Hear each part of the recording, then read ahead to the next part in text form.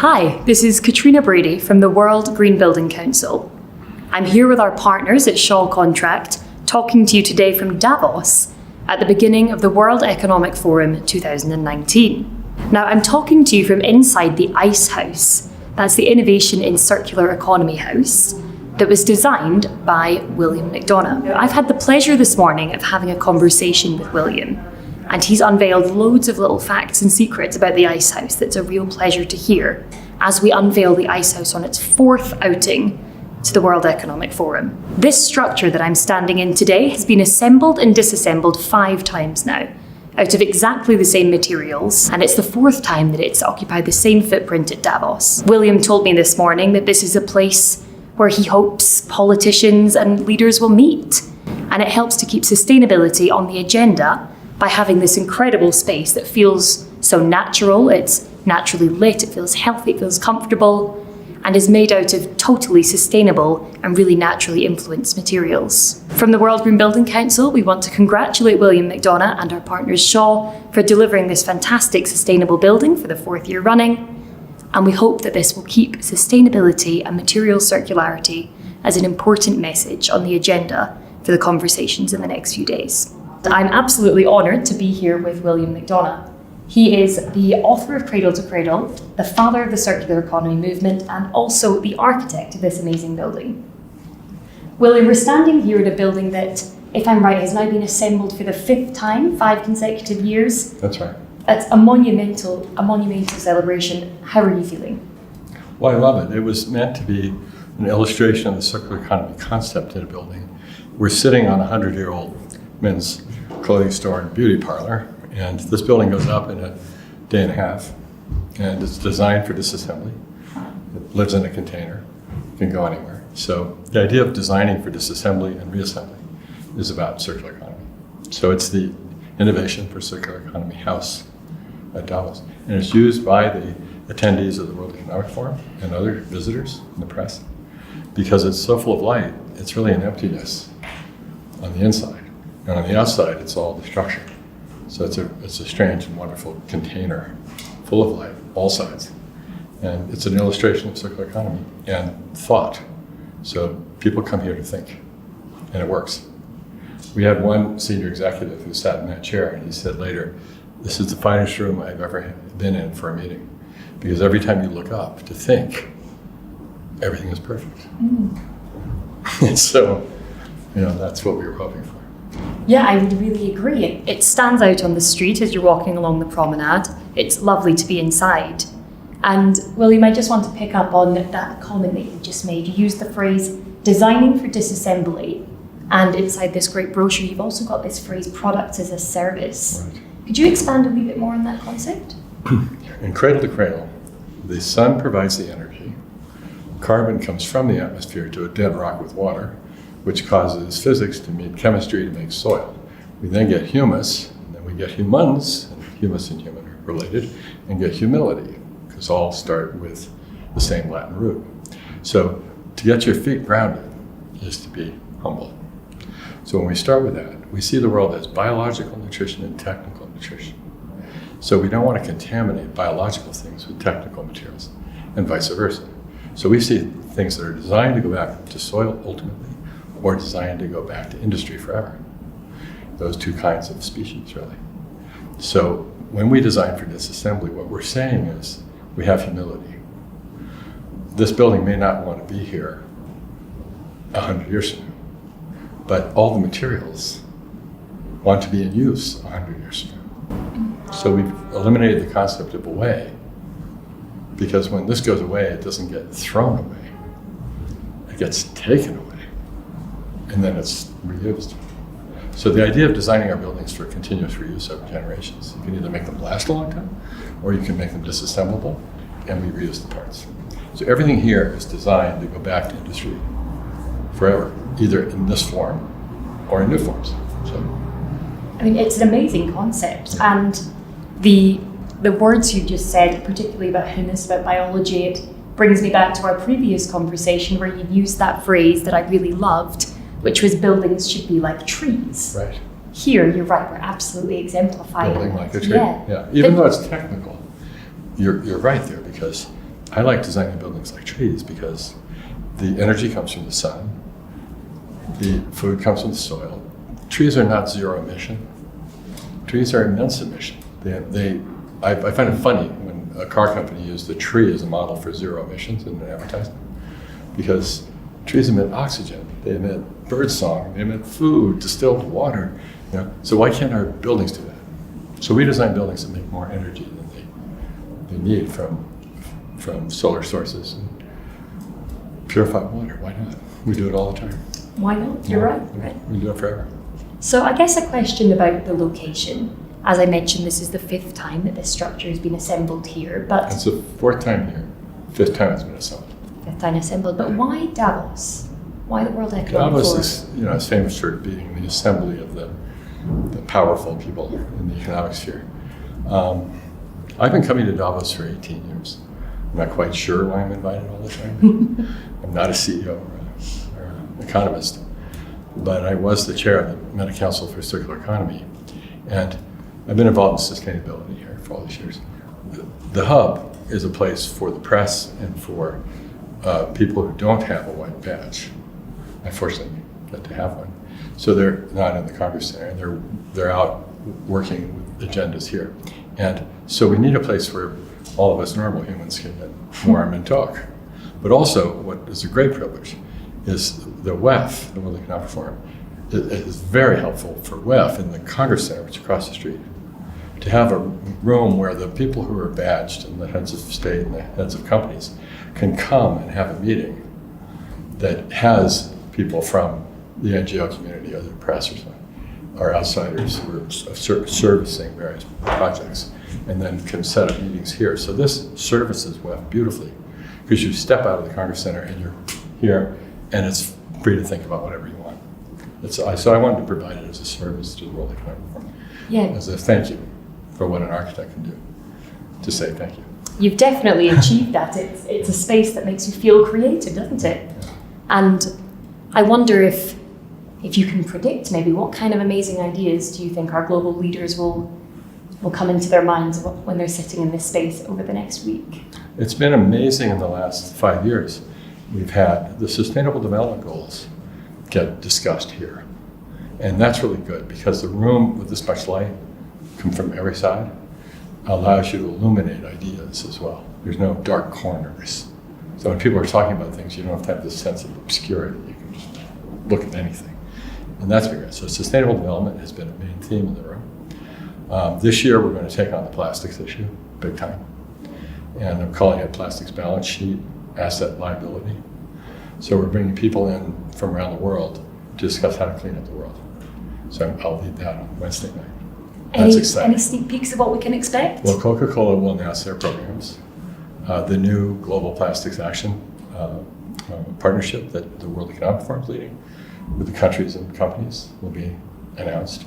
I'll be personally announcing a project I have called Plastics Recovery, Land and Sea.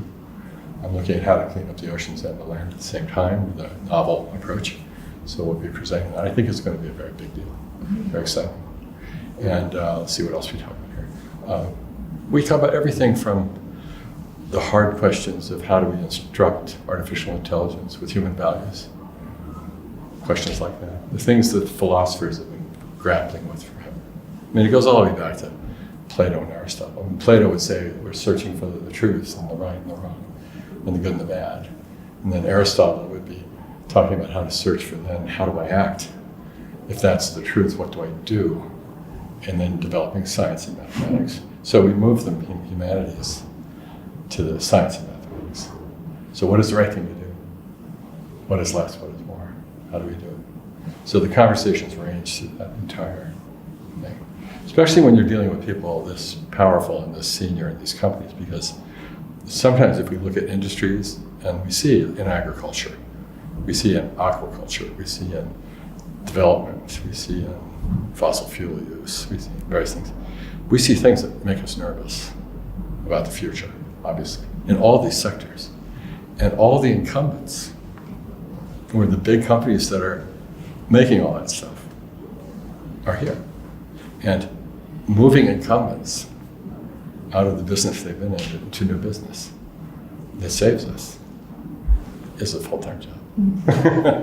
Well, thank goodness you've created a space for it, Yeah. a space for ideas from sustainable development goals all the way back to philosophy.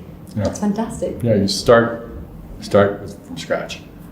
The building is tabula rasa. We've just erased everything. You start on a clean slate. Okay, crystal ball time. In 10 years' time, will the ICEhouse still be here? I what wouldn't will we be be talking surprised. It's very cost effective and people like it, so you never know, but I would expect so. I think that Davos is trying to not have too many sparkly objects placed on its main street for the week. We were the first one, and we played it very low key. We're very quiet, but there's a lot of drama coming. But I think it'll be here. And I think what we'll be talking about is what I was mentioning earlier, about human values and then the principles of behavior, then the visions. And say something like the World Green Building Council. What the World Green Building Council, it starts with values. What is right, what is wrong, what is good, what is bad. Green buildings, health, fairness, engagement, productivity, wellness. Then you move to principles, where we have all our fundamentals that do not move. What it means to do something right. Honoring nature, honoring the sexes, honoring. Then you move to your visions. That's the great thing about Green Building Council, visions. Because then we have to articulate what we think is great and beautiful in various places. And then we move to goals. And now we have the Sustainable Development Goals for us all to share globally. So you have 17 agendas you can start to integrate. And with Cradle to Cradle, the 5 of clean materials, safe and healthy for humans and ecosystems, circular economy, renewable power, clean water, and good lives. If you do those 5, you accomplish all 17 sustainable development goals. So the building sector teaches us. And then you go to your goals, and now we have them. Then you do strategies, tactics, metrics, and show the value. And that's the money. And it works. And that's what you have to do again. But instead of starting with your value, which may be less, more, maybe cost effective, more, maybe the science in there, you actually start with your philosophical issues. What is the right thing to do? Because if you do the wrong thing and you do it perfectly, you're perfectly wrong. Well, it makes so much sense as an approach when you say it, and I guess this is the time to mention that William's actually been a recipient of the World Green Building Council David Gottfried Award for Entrepreneurship and Innovation, and it's easy for us to understand why. And one of the first products that we did that got world attention on this matter was the carpet that you're standing on. I don't know if you can see it here, but this is the William McDonough collection from Shaw Industries, which is part of Berkshire Hathaway. And it's the number 1 carpet tile in the world. And when we started, it was number 5. And we now have almost all the tile companies doing this. And it's wonderful because in Cradle to Cradle, this would be seen as a technical nutrient. So we see carpets as something that provides services to humans forever. And so you're not selling a resource, you're selling a relationship. So when you buy the carpet, you get comfort, acoustics, cleanability, all those things you're trying to get. But you don't have is this liability when it's beyond its use period. You just call up the company, and all of them now. Deso does it, Milliken, it's great. And you call the company and they want it back. Because these have been designed to get rid of PVC, to have caprolactam and thermoplastic polyolefin. The nylon shreds is light, and the olefin back is heavy and drops.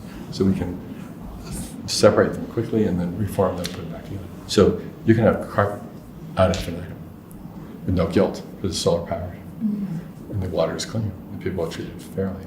So these carpets are actually a virtue of human production, designed to be available to civilizations over centuries. It's a different way of looking. The great thing about Shaw is they just went first.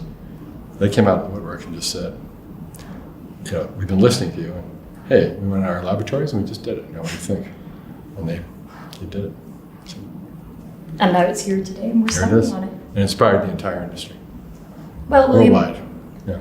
As a closing question, I suppose, from me, I'm here from the World Green Building Council. We are looking at sustainability holistically, and in the last few minutes we've talked about clean water, we've talked about waste, you mentioned plastic. We're expecting a really big announcement on Wednesday, which we can't wait to hear more about, but climate change is obviously going to be such an important topic that our global leaders are going to be discussing this week. You're a world leader on sustainable development. You've created this incredible ICEhouse. Do you think there are lessons and tips that we can give to our practitioners around the world from the ICEhouse that will help us to create a more sustainable built environment? Yeah. Well, I think the big one would be stop and think. The green building movement has been the most powerful movement. This industry is the leader in getting the future right. So all the conversations that are going on down there about climate change and carbon releases and all that, we're the ones who actually get in there and do stuff. So that's the power of being designers. We get to signal our intentions, and then we get to act. So we are the inspiration for the policymakers and the regulators and world leaders. The world leaders are waiting for us to give them the answers. And the great thing about the green building movement, and the World Green Building Council, is that Leibniz, the philosopher, said, if it is possible, therefore it exists. So we need this all the time when you're designing. But what we do is we make it exist, therefore it's possible. So when the leaders have to say, I wish we could, they're in luck because we made it exist. So now they can want it because it's possible. That is quite an inspirational call to action. Well, thank you so much, William. It's been a real pleasure talking to you today. And thank you so much to our partners from Shaw. It's fantastic to be here with them, to be in this ICEhouse, and best of luck for the rest of the week, William. Thank you. Thank you very much.